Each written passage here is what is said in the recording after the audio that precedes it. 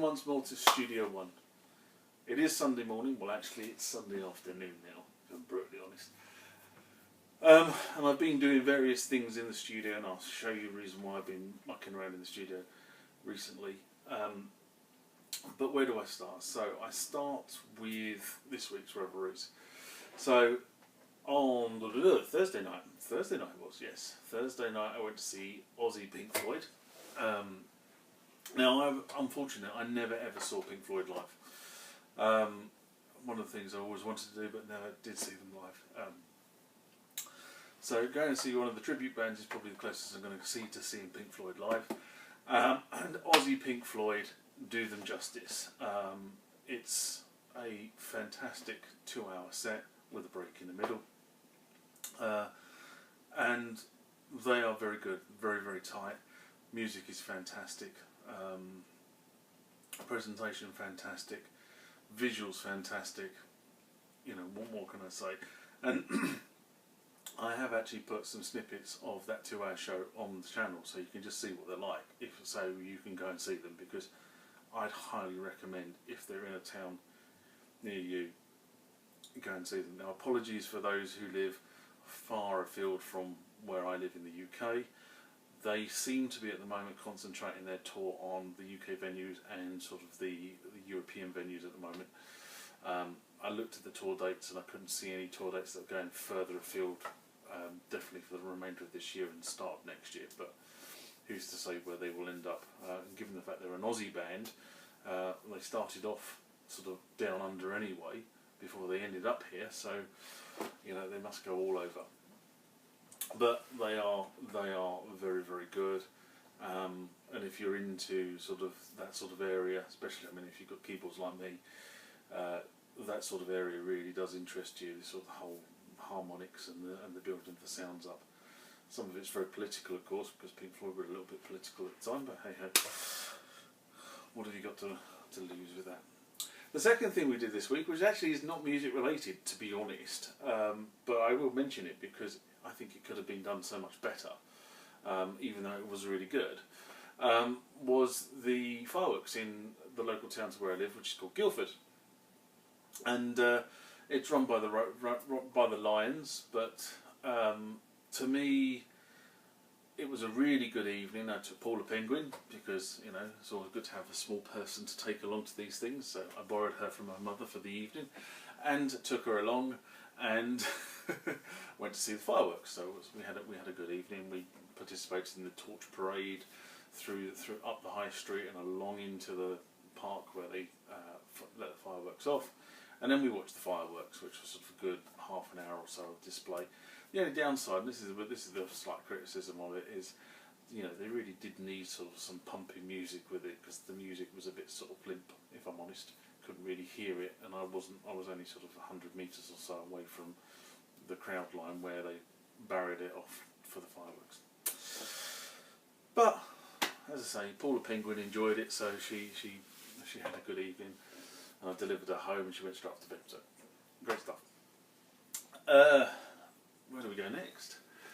So, as you all well know, if you watch these things on a regular basis, I have a mission to collect every single ROM card that I can get my hands on, because well, two things really.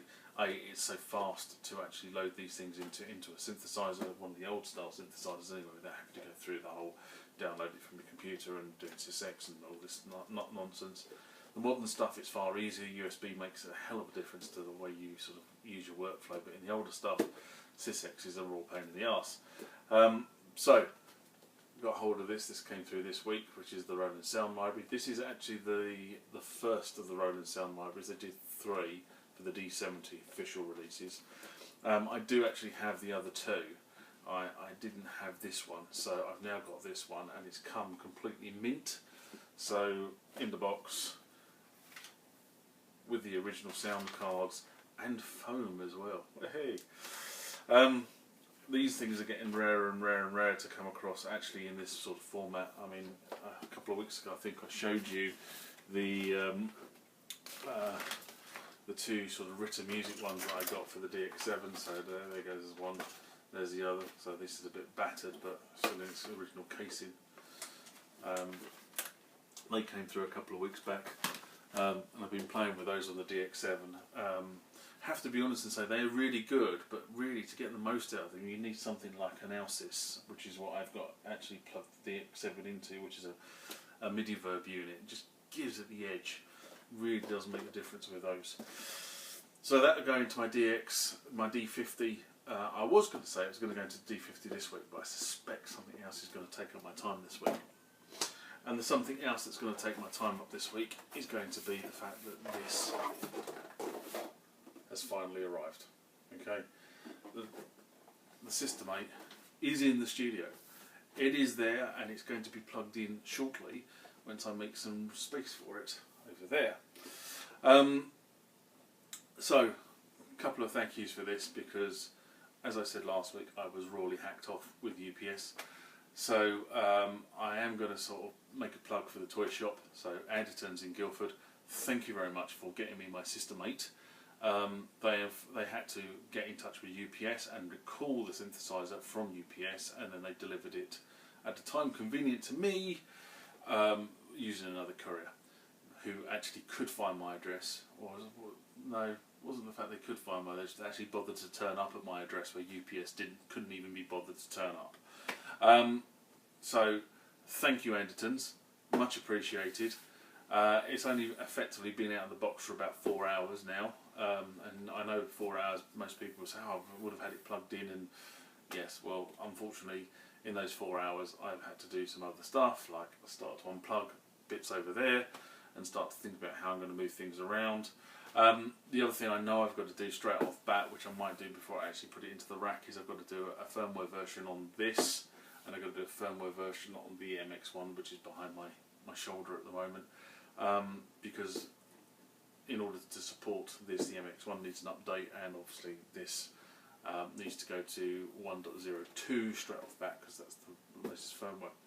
It does, however, come loaded, as you can see, with the Jupiter and the Juno sound banks. So this will probably be featuring over the week, various bits and bobs I'm going to be doing with it. The one thing I did say in my first impressions of this, which is a separate video that I put up on here, was I'm quite surprised how light it is, which is quite good. I mean, I couldn't do that with the Kronos, I couldn't do that with this. And then having thought about it, you know, this has got sort of lovely great big aluminium strips on it, and a thumping great big transformer in it, and a disk drive. And this has got thumping great big bits of wood on it, and a disk drive, and a thumping great big transformer on it. So that has arrived. Have I got anything more to say this week? I probably have loads to say, more to say, but I can't think of anything more to say, so I'm going to shut up. So this one's been quite short.